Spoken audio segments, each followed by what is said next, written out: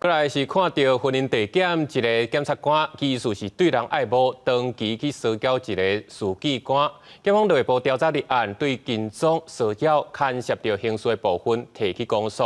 后续嘛调开检察官职务评定委员会来决定行政处分。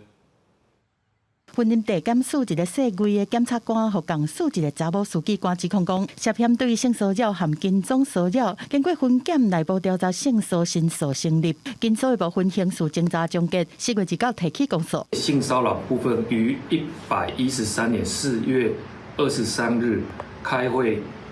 决议，认为性骚扰成立。另外涉嫌违反跟踪骚扰防治法部分，本署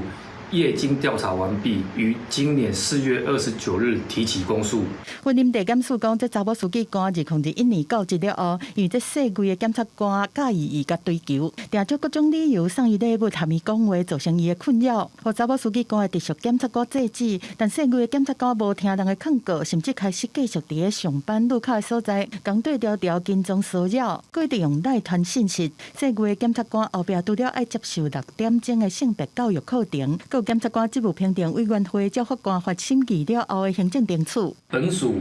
后续将于113年5月6日召开检察官职务评定委员会，